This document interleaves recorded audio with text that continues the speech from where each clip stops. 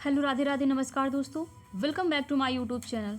आप सभी का स्टडी पॉइंट चैनल में बहुत बहुत स्वागत दोस्तों। तो हम लेकर के आए हैं आपके लिए सामान्य हिंदी के प्रश्न, ठीक है, जो कि आपके कॉम्पिटिटिव एग्ज़ाम के लिए रहने वाले हैं अति महत्वपूर्ण प्रश्न, ठीक है। कोई भी कैंडिडेट वीडियो को कहीं पर भी स्किप ना करें, ठीक है। आप लोग वीडियो को पूरा वॉच कीजिएगा। अगर वीडियो आप सभी को पसंद आए तो वीडियो को लाइक, शेयर और चैनल को हमारे सब्सक्राइब ज़रूर करें। तो आपका ज़्यादा समय ना वेस्ट करते हुए चलते इन प्रश्नों की तरफ। देखिए, जो फर्स्ट नंबर आपका प्रश्न दिया है कि छंद का सर्वप्रथम उल्लेख कहाँ मिलता है। बताइए, छंद का सर्वप्रथम उल्लेख कहाँ मिलता है। आपकी ऑप्शन है ऋग्वेद, यजुर्वेद, सामवेद या फिर उपनिषद।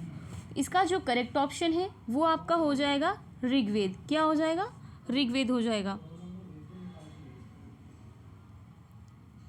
कौन सा हो जाएगा? ऋग्वेद हो जाएगा। दिख रहा है आप सभी को? ऑप्शन नंबर आपका ए हो जाएगा करेक्ट, ठीक है। चलते हैं आपके नेक्स्ट क्वेश्चन की तरफ। अगला प्रश्न जो दिया हुआ है कि विस्मय स्थायी भाव किस रस में होता है। क्या पूछ रहा है? विस्मय स्थायी भाव जो है किस रस में होता है। तो कमेंट करके आप ये बताइए कि रस कितने प्रकार के होते हैं, ठीक है। इसका जो करेक्ट ऑप्शन है वो कौन सा है? देखिए, आपके ऑप्शन जो हैं हास्य, शांत, अद्भुत या फिर विभत्स। तो विस्मय किसका हो जाएगा दोस्तों? ये जो करेक्ट ऑप्शन आपका है अद्भुत का है, ठीक है। सी ऑप्शन आपका करेक्ट है। चलते हैं आपके अगले प्रश्न की तरफ। कौन सा शब्द स्त्रीलिंग है? क्या पूछ रहा है? कौन सा शब्द स्त्रीलिंग है? आपके ऑप्शन है सहारा, सूचीपत्र, सियार या फिर परिषद। करेक्ट ऑप्शन जो इसका है वो हो जाएगा आपका परिषद, ठीक है। डी ऑप्शन आपका करेक्ट है। नेक्स्ट क्वेश्चन देखिए। अगला क्वेश्चन जो दिया है जातिवाचक संज्ञा बताएं। जातिवाचक संज्ञा बताएं। आपके ऑप्शन है लड़का, सेना, श्याम या फिर दुख। दोस्तों, संज्ञा कितने प्रकार की होती है? तो वो होती हैं आपकी 5 प्रकार की, ठीक है। जैसे कि इसमें ऑप्शन में दिया है लड़का, तो लड़का क्या हो जाएगा? लड़का जो है जातिवाचक संज्ञा, ठीक है। ए ऑप्शन आपका करेक्ट हो जाएगा। और सेकंड ऑप्शन जो दिया है सेना, तो सेना कौन सी संज्ञा हो जाएगी दोस्तों? ये हो जाएगी समूहवाचक संज्ञा। कौन सी हो जाएगी? समूहवाचक, ठीक है। अगर हम आपसे पूछें, ये समूहवाचक संज्ञा हो जाएगी। और नेक्स्ट ऑप्शन जो आपका दिया है नाम दिया है किसी का, क्या दिया है? श्याम। तो श्याम क्या हो जाएगा? श्याम व्यक्तिवाचक संज्ञा हो जाएगा, ठीक है। व्यक्तिवाचक संज्ञा हो जाएगा। और नेक्स्ट ऑप्शन जो आपका दिया है डी ऑप्शन में दुख, दुख कौन सी संज्ञा हो जाएगी? दुख हो जाएगी आपकी भाववाचक, ठीक है। भाववाचक संज्ञा हो जाएगी दुख। तो क्वेश्चन के अकॉर्डिंग आपका जो करेक्ट ऑप्शन है दोस्तों वो ए ऑप्शन करेक्ट हो जाएगा। चलते हैं आपके नेक्स्ट क्वेश्चन की तरफ। अगला प्रश्न जो आपका दिया हुआ है कि कृदंत प्रत्यय किन शब्दों के साथ जुड़ते हैं, ठीक है। आपकी ऑप्शन है संज्ञा, सर्वनाम, विशेषण या फिर क्रिया। तो इसका करेक्ट ऑप्शन जो है वो हो जाएगा क्रिया। क्या हो जाएगा? क्रिया हो जाएगा। डी ऑप्शन आपका करेक्ट है, ठीक है। चलते हैं आपके नेक्स्ट क्वेश्चन की तरफ। अगला क्वेश्चन दिया है कि सूर्योदय में प्रयुक्त संधि का नाम है। सूर्योदय में प्रयुक्त संधि का नाम क्या है? गुण संधि, वृद्ध संधि, यड़ संधि या फिर दीर्घ संधि। इसका जो करेक्ट ऑप्शन है वो आपका हो जाएगा गुण संधि, ठीक है। गुण संधि हो जाएगा। चलते हैं आपके नेक्स्ट प्रश्न की तरफ। अच्छा, कमेंट करिए कि हमने आपको कल वीडियो में बताया था कि संधि कितने प्रकार की होती हैं, ठीक है। तो जिसको जिसको भी पता है कि संधि कितने प्रकार की होती है वो कमेंट करें ज़रूर, ठीक है। चलते हैं आपके नेक्स्ट क्वेश्चन की तरफ। अगला प्रश्न जो दिया है कि सावधानी शब्द में प्रयुक्त प्रत्यय है। सावधानी शब्द में प्रयुक्त प्रत्यय कौन सा है? ऑप्शन आप लोग पढ़िए। तो इसका जो करेक्ट ऑप्शन है वो हो जाएगा ए ऑप्शन, ठीक है। ई प्रत्यय हो जाएगा, बड़ी ई वाली। अगला प्रश्न जो आपका दिया हुआ है कह रहा है कि मैं तुम्हारे उज्जवल भविष्य की कामना करता हूँ। तो इसमें जो पूछ रहा है कि कामना करता हूँ, दोस्तों इसमें जो करेक्ट ऑप्शन जो होगा, आगे देखो क्वेश्चन लिखा नहीं है, इसका मतलब ये है कि आपसे ये पूछा जा रहा है कि रेखांकित वर्ड बताना। आपको रेखांकित क्या बताना है कि देखिए, आप लोग प्रश्न पढ़िए और इसमें दिया है कि उज्जवल शब्द जो है ये गलत शब्द लिखा है, ठीक है। ऑप्शन के अकॉर्डिंग आपको बताना है कि उज्ज्वल का करेक्ट ऑप्शन कौन सा होगा।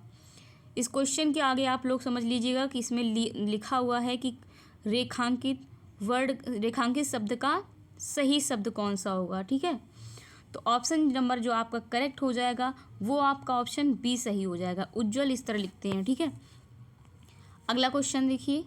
अगला प्रश्न जो दिया है, बहाव शब्द में प्रयुक्त प्रत्यय कौन सा है। बहाव शब्द में प्रयुक्त प्रत्यय कौन सा है। आपके ऑप्शन आपके सामने है, करेक्ट ऑप्शन कौन सा है बताइए। तो करेक्ट ऑप्शन जो आपका हो जाएगा आओ हो जाएगा, सी ऑप्शन आपका करेक्ट है।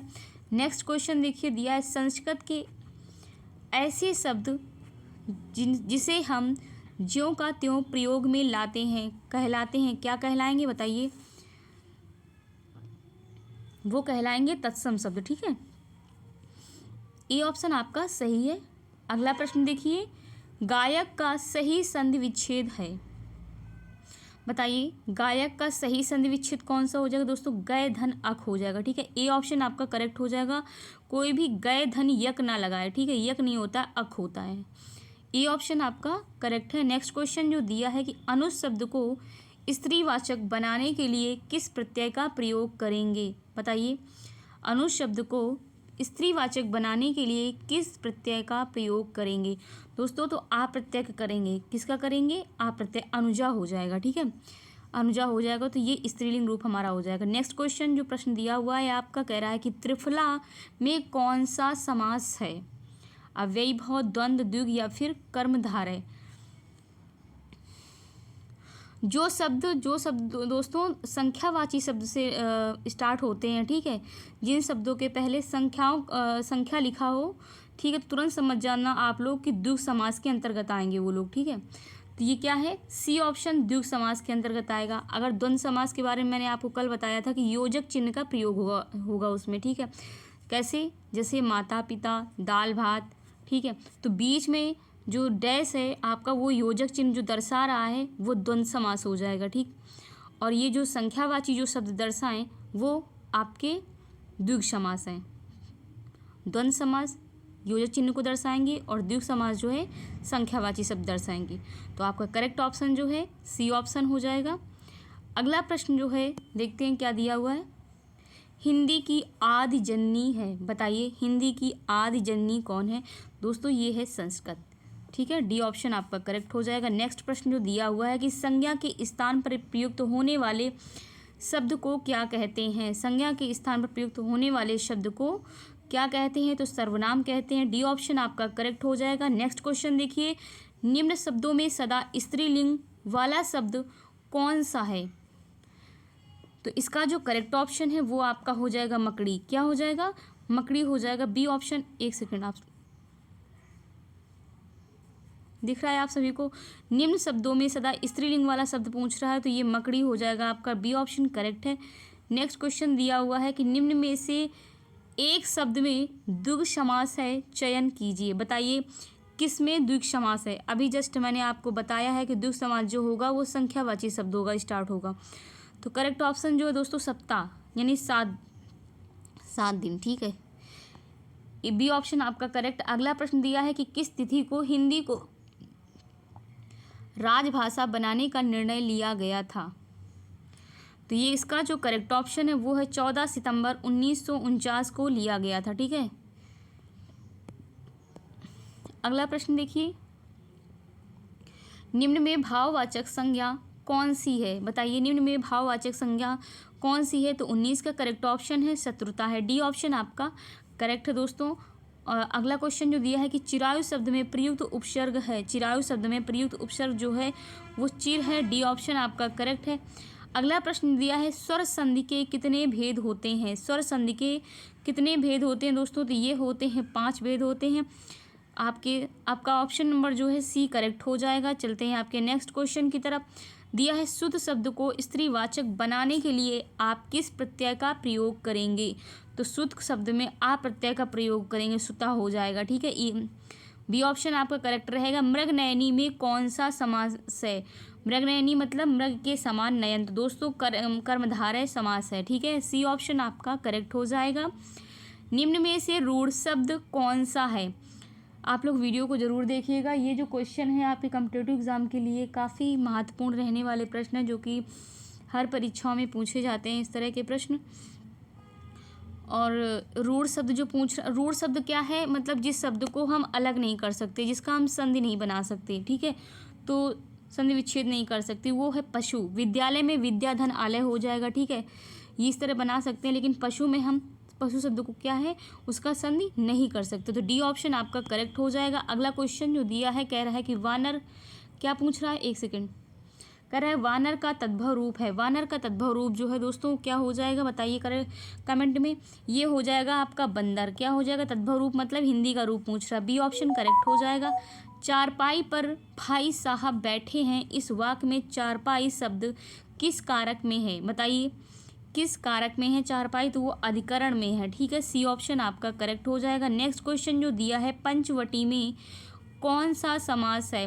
अब पंचवटी में कौन सा समास है दोस्तों? ये समास जो है द्विगु समास है, ए ऑप्शन आपका करेक्ट है। नेक्स्ट क्वेश्चन जो दिया हुआ है, देखिए क्या दिया है, हिंदी दिवस किस दिन मनाया जाता है?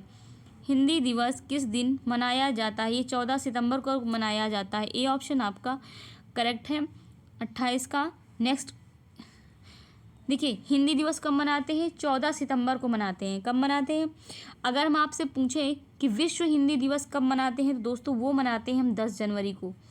10 जनवरी को विश्व हिंदी दिवस मनाते हैं, ठीक है।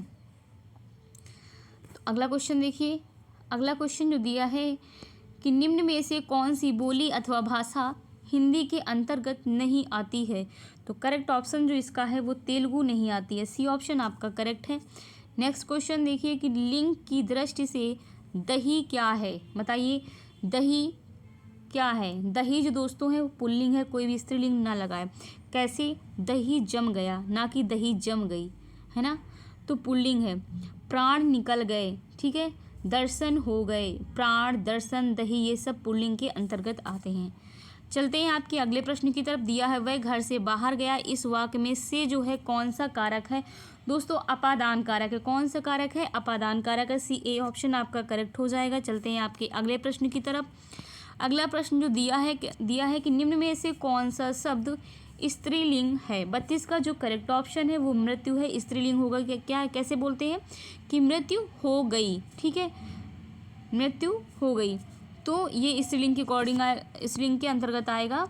अगला प्रश्न जो दिया है कि शुद्ध वर्तनी का चयन कीजिए, बताइए शुद्ध वर्तनी का चयन कीजिए। तो 33 का जो करेक्ट ऑप्शन है वो हो जाएगा सृष्टि, बी ऑप्शन आपका करेक्ट है। अगला प्रश्न जो दिया हुआ है कि विज्ञान शब्द में प्रयुक्त उपसर्ग है, बताइए विज्ञान शब्द में प्रयुक्त उपसर्ग कौन सा हो जाएगा? तो ये हो जाएगा ज्ञान जो है ये हमारा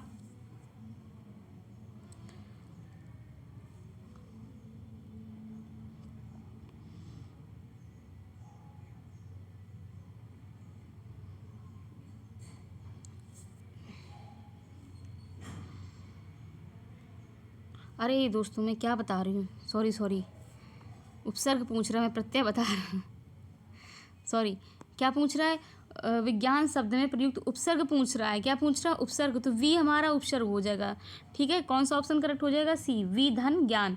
वी जो है उपसर्ग है और ज्ञान क्या है? प्रत्यय है, हम उसमें ज्ञान में टिक लगा रहे थे, सॉरी, सी ऑप्शन आपका करेक्ट हो जाएगा। नेक्स्ट क्वेश्चन देखिए, गरिमा का विलोम शब्द है, बताइए गरिमा का विलोम शब्द है, तो गरिमा का विलोम शब्द जो करेक्ट हो जाएगा दोस्तों वो हो जाएगा लघिमा, आपका बी ऑप्शन करेक्ट हो जाएगा। दोस्तों कमेंट करके बताइएगा कि आप सभी को वीडियो कैसी लगी। अगर वीडियो पसंद आई हो तो वीडियो को लाइक, शेयर और चैनल को हमारे सब्सक्राइब ज़रूर कर लें, ठीक है। और ये क्वेश्चन आपकी एग्ज़ाम के लिए काफ़ी इम्पॉर्टेंट है, इसलिए वीडियो को पूरा वॉच ज़रूर करें आप लोग। इसी के साथ आप सभी को जय हिंद, जय भारत, वंदे मातरम। मिलते हैं आप सभी को नेक्स्ट वीडियो में। Thanks for watching my video.